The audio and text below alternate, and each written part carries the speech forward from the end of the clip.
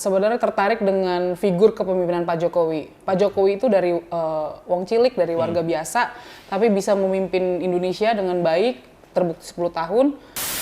Makanya saya banyak menemukan orang-orang yang memang harusnya mendapatkan bantuan, tapi tidak mendapatkan bantuan. Apakah datanya tidak benar, dari RT RW tidak mendata secara baik, atau dawisnya juga tidak mendata.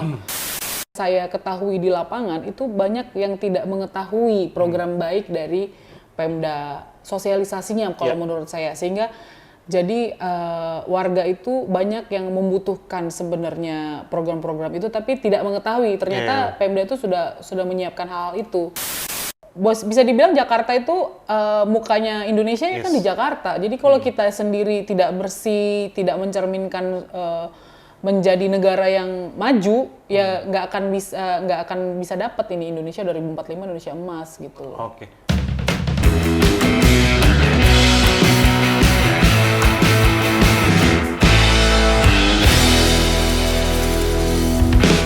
Hai, jumpa saya dengan Melina Siregar di program Jawara. Saksikan terus ya.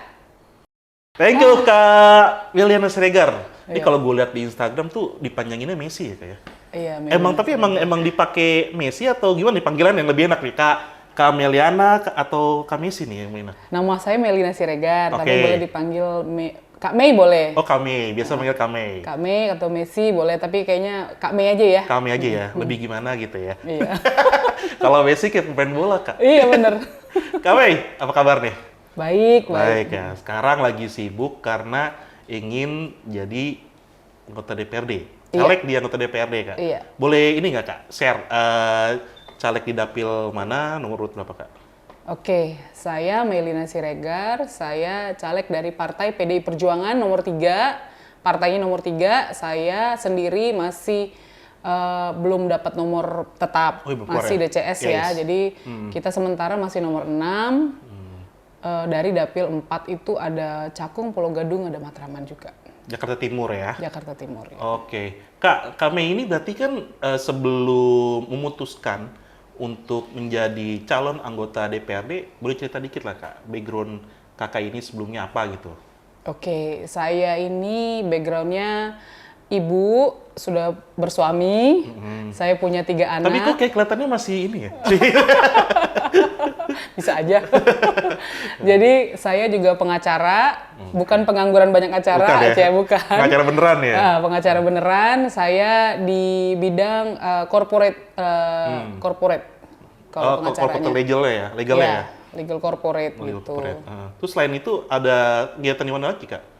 Oh, saya juga aktif di kegiatan di organisasi, ada Taruna Merah Putih, itu saya partai dari PDI Perjuangan, TMP, namanya TMP, Taruna Merah Putih DKI Jakarta, dan kemudian di organisasi juga ada di Pemuda Pancasila di DKI Jakarta. Nah kan kalau kalian lihat dari background kakak nih, ya kan udah lawyer, udah law firm, organisasi udah banyak, lu sibuk lah Kak, gitu kan. Kenapa Kak masih pengen mau nyalek tuh apa? Motivasinya tuh apa Kak? Kenapa nih yang membuat pengen nyalek tuh? Kalau motivasi saya lebih ke sosial sebenarnya. Jadi saya sudah selesai dengan diri saya. Untuk saya sebenarnya tertarik dengan figur kepemimpinan Pak Jokowi. Pak Jokowi itu dari wong cilik, dari warga biasa, tapi bisa memimpin Indonesia dengan baik, terbukti 10 tahun.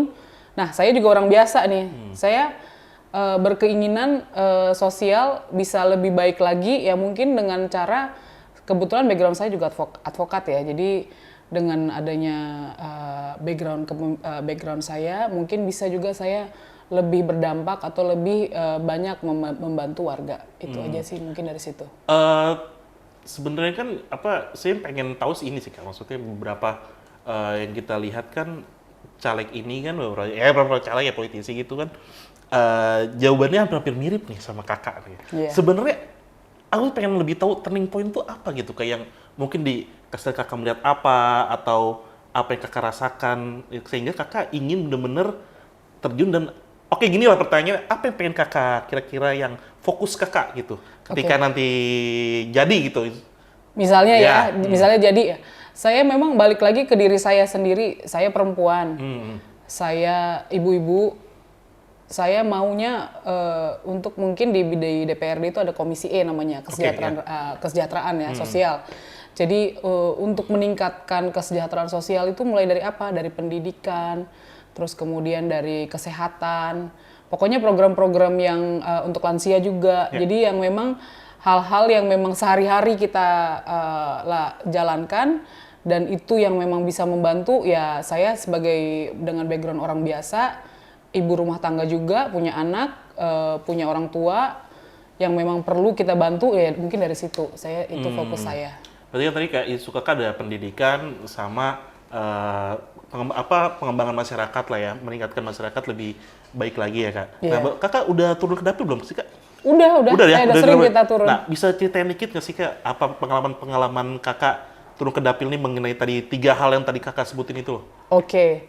Mungkin kita framing itu ada beberapa, jadi yang saya banyak turun itu anak-anak, banyak anak yatim yang perlu kita bantu, kemudian janda, terus kemudian ada juga orang yang tidak mendapatkan pekerjaan, pengangguran, mulai dari tingkat bapak-bapak yang sudah punya keluarga, anak-anak yang sudah lulus kuliah tapi tidak tersalurkan hasil dari dia dari pendidikannya dia yang sudah selesai, terus kemudian lansia juga, jadi program lansia yang mungkin banyak yang tidak mendapatkan manfaatnya padahal mereka membutuhkan. Jadi hal-hal seperti itu ya yang saya dapat di lapangan. Tapi ada nggak kak, biasa kan kalau misalnya kita turun ke dapil nih, ada aja tuh kak ketemu yang benar-benar yang menurut kita sebelum kita turun ke dapil kita nggak pernah tahu kondisinya seperti itu atau nggak pernah menyangka ada masyarakat yang kondisinya seperti itu. Bisa cerita nggak? Ada nggak kayak temuan-temuan kayak gitu? Ada. Jadi kemarin itu ada beberapa ibu yang bahkan anaknya itu nggak bisa sekolah karena memang kondisinya dia itu tidak bisa lagi bekerja. Ibunya ya. Jadi dia seorang diri, dia janda, suaminya sudah pergi. Terus kemudian untuk makan aja untuk hari itu dia makan aja dia belum tahu apa makannya. Jadi anak-anaknya itu masih sangat kecil, tapi bekerja jadinya. Ini kita belum, saya tuh sampai sangat belum tahu lah itu karena dia juga ternyata dia juga tidak mendapatkan bantuan seperti bantuan PKH ataupun bantuan dari DTKS-nya belum keluar. Jadi makanya saya banyak menemukan orang-orang yang memang harusnya mendapatkan bantuan tapi tidak mendapatkan bantuan. Apakah datanya tidak benar, dari RT RW tidak mendata secara baik, atau Dawisnya juga tidak mendata warganya. Nah itu yang perlu saya perlu pelajari sampai dalam apa masalahnya sehingga kita biar tahu solusinya apa untuk membantu keluarga itu. Berarti kan kalau misalnya tadi kita lihat kan salah satu permasalahannya adalah soal pendidikan ya, kayak kakak concern gitu ya, pendidikan. Iya, pendidikan dan kesejahteraan. Sekarang kan udah ada kartu KJP tuh di Jakarta sudah berjalan gitu kan. Nah, kalau kakak sendiri melihat saat ini bagaimana implementasi program KJP berjalan di Jakarta gitu? Boleh cerita dikit pengalaman kakak di lapangan situ kak? Iya, kalau KJP ini yang saya temukan ada beberapa masalah. Satu itu tidak tepat sasaran. Artinya tidak tepat sasaran mungkin apakah kurang kuotanya ataukah memang orangnya yang mendapatkan bukan orang yang berhak, yang memang masih mampu tapi tapi dia mendapatkan bantuan, itu yang perlu kita cari tahu. Satu. Jadi yang kedua, banyak bantuan itu antriannya sudah nggak manusiawi. Barusan aja kita dapat WhatsApp dari warga itu, contoh nih antriannya dibilang buka jam 4 sore, tapi dari jam 9 pagi mereka sudah ngantri untuk hanya dapat nomor. Terus kemudian mendapatkan bantuannya pun besok. Keesokannya juga ngantri lagi, which is mereka berhari-hari hanya untuk antrian dapat bantuan, dan mereka jadinya tidak bekerja atau tidak melakukan aktivitas mereka seperti biasa. Jadi bantuannya tidak mungkin titik-titiknya tidak sebanyak dulu. Jadi ini ada perbedaan. Dulu itu mereka gampang dapatnya. Sekarang itu begitu susah dan begitu banyak antrian dan tidak manusiawi. Terus kemudian juga banyak calo, jadi calo antrian. Terus belum juga semuanya dapat gitu. Itu kenapa Kak? Permasalahannya kenapa itu Kak menurut Kakak? Kalau yang saya kan tadi juga sudah komunikasi dengan kebetulan ada rekan kita yang di Komisi E juga. Memang anggarannya sedikit, jadi dikurangin anggarannya. Nah mudah-mudahan saya juga nanya solusinya apa ya, Oktober ini mudah-mudahan ada perbaikan sehingga antrian tidak lagi seperti yang sekarang. Terus kemudian, nah kalau yang tepat sasaran ini nih yang perlu kita lebih pelajarin lagi lebih baik. Karena beberapa spot saya ketahui ada aduan juga dari warga itu memang tidak tepat sasaran ini. Artinya yang warga yang benar-benar membutuhkan tidak dapat, tapi yang warga yang mungkin dia pun memang kontrak, tapi dia masih bisa bekerja dan masih bisa berpenghasilan, tapi dia dapat gitu. Itu ya. Jadinya memang masalahnya masih soal perihal administrasi berarti kayak. Perihal administrasi ya betul. Tentang permasalahan bagaimana target siapa yang benar-benar mendapatkan atau tidak itu masih belum selesai sampai saat itu ya Kak? Iya belum. Saat ini ya. Dan mungkin juga kuota ya. Kalau saya lihat ya mungkin perbandingannya kita lihat yang membutuhkan mungkin masih sangat banyak gitu. Mungkin seiring dengan pengangguran kita juga luar biasa ya. Nah ini ngomongin soal pengangguran nih pas banget gitu Kak. Ya, kalau menurut data nih Kak, data BPS itu sekitar 400.000 orang di Jakarta ini masih menganggur gitu. Nah, ini kita ngomong berdasarkan di lapangan ya Kak ya. Kakak sering turun ke lapangan. Menurut Kakak problem utamanya itu dan ketika nanti Kakak maju sebagai berhasil dalam apa yang pengen Kakak dorong di kebijakan gubernur ini gitu Kak? Nah, mungkin dari permasalahannya dulu deh kenapa gitu. Oke, dari permasalahan ya. Jadi memang lebih besar arus mungkin ya bisa dibilang tenaga kerja itu lebih banyak daripada serapannya, pekerjaannya. Artinya lulusan-lulusan mungkin juga lulusan dari kan ada yang tingkatan SD, SMA ya, terus kuliah, tapi mereka tidak mendapatkan pekerjaan. Sehingga belum lagi orang tuanya ya, ada orang tua yang mungkin dari sisaan dulu pasca Covid belum juga mungkin recover. Jadi banyak serapan tenaga kerja ini yang belum tersalurkan dengan baik. Kondisi Jakarta ya sudah padat sekali kan begitu ya. Jadi hal-hal ini yang perlu kita sikapin, bagaimana menyerap tenaga kerja ini dengan baik dan mereka bisa bekerja. Intinya sih seperti itu kalau menurut saya.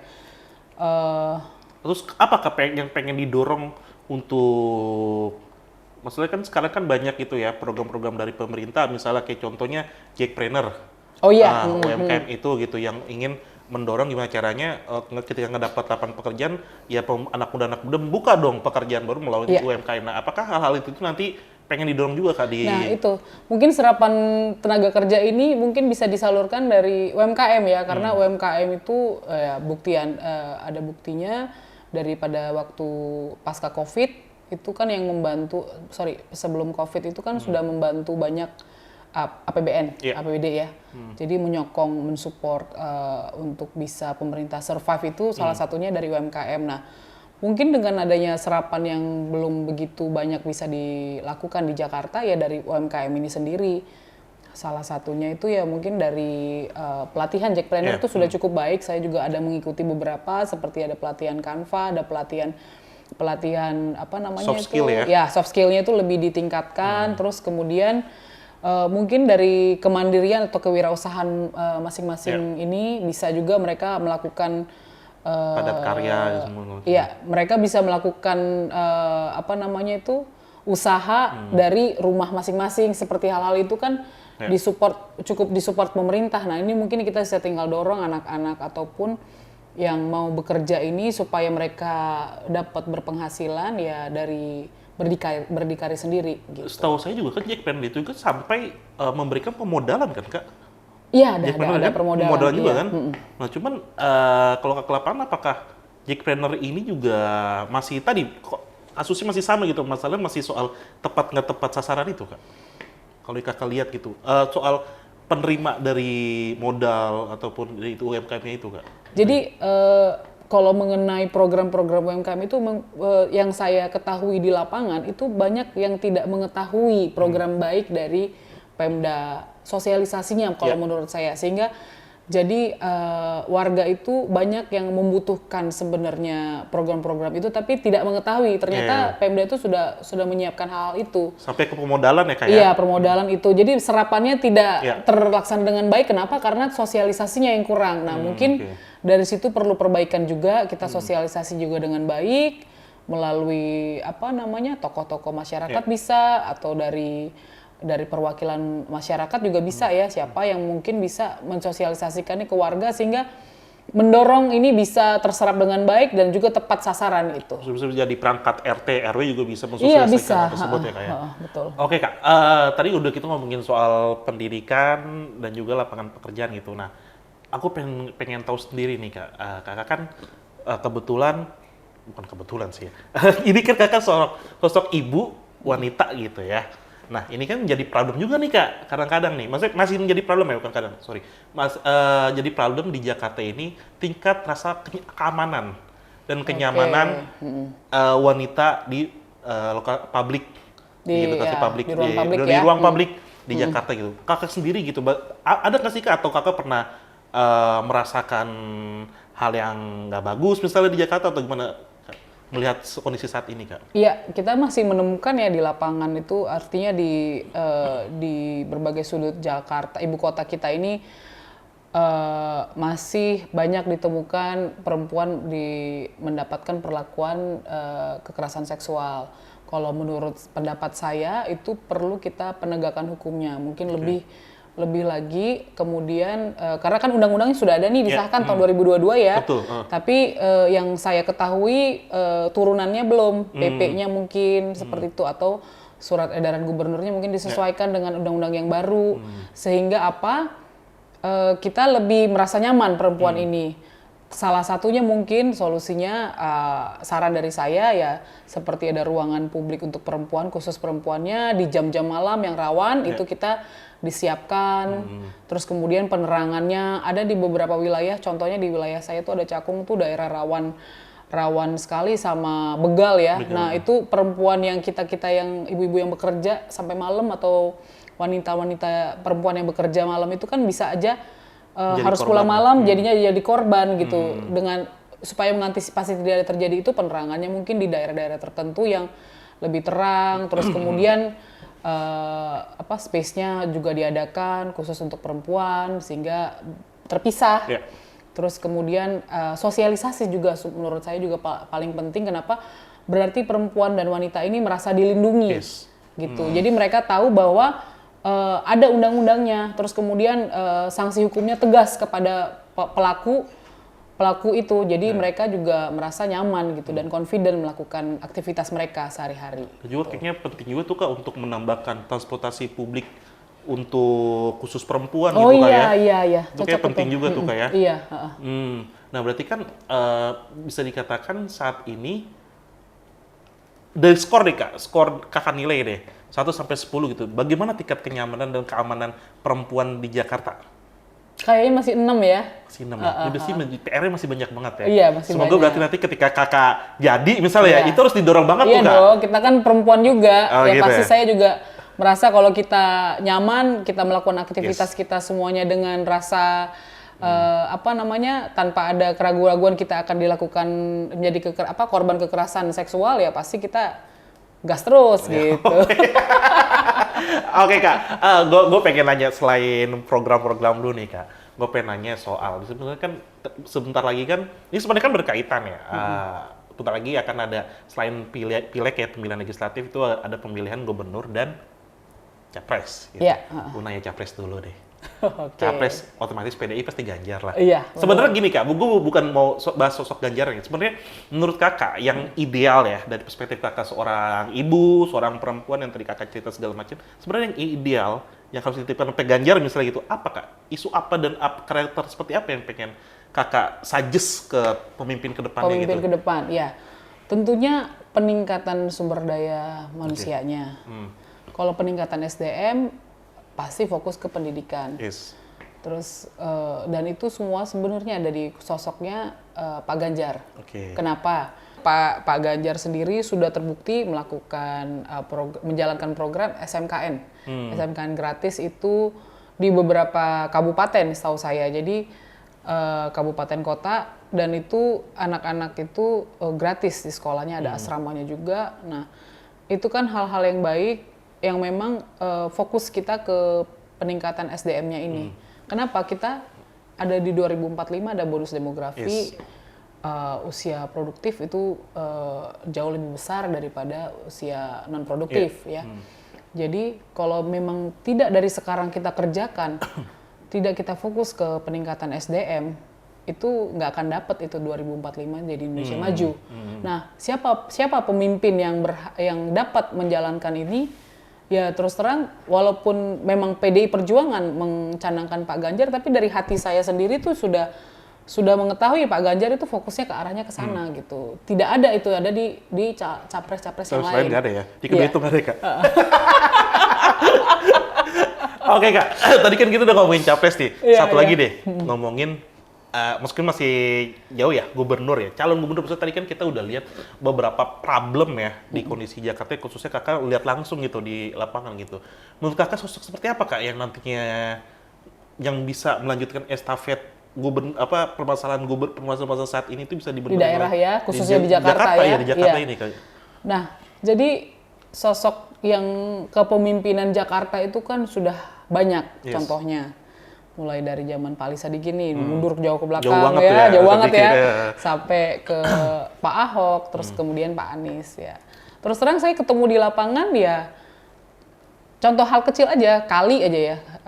Kali itu sekarang itu udah dibandingkan, jadi joroknya luar biasa, sudah apa ya namanya, sudah nggak layak lah ya kalinya.